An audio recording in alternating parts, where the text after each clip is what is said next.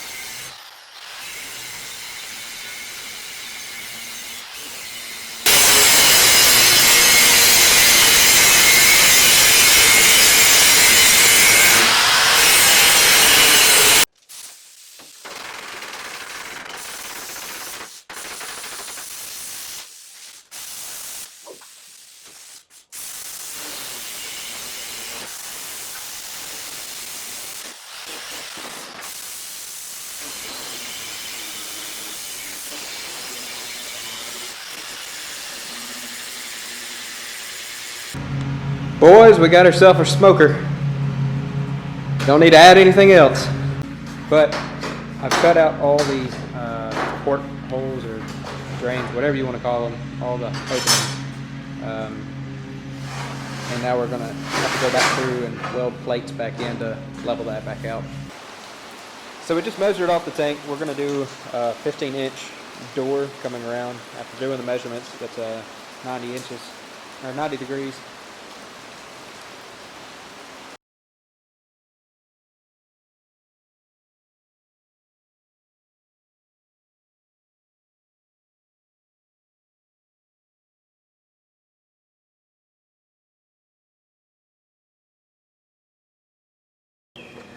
So he's finishing up the firebox now. He's got everything square and welding in the last piece. Then we'll be ready to cut out the entrance here for the fire.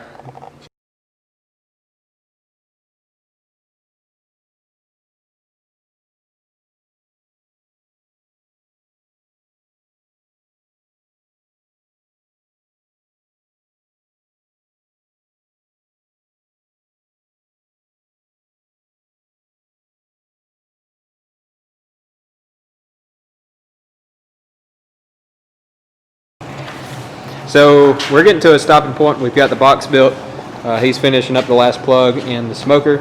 I'm going to take it home and burn out the oil that's on the inside because it's an air compressor. Next time we'll be making the frame for the legs, and then we'll be cutting out the smokestack. So, yeehaw. It's pretty windy out here, so I don't know how the audio is going to be. But right now I'm just started a fire in the tank. I'm trying to burn out some of the oil. Pretty much as soon as I started it up, I smelled nothing but oil coming from the fire. But I'm going to let this burn for probably an hour or two. Just get it really hot. Hopefully it helps get some of that paint off. On this side, you can already tell it's starting to have an effect on it. But hopefully it'll loosen that paint up so I can grind it off a lot easier and get this thing ready for paint. Oh, and P.S. this is my first video with a camera instead of just standing in front of my cell phone. So be patient with my editing skills, be patient with my filming skills. I'm going to try to get less awkward with this too.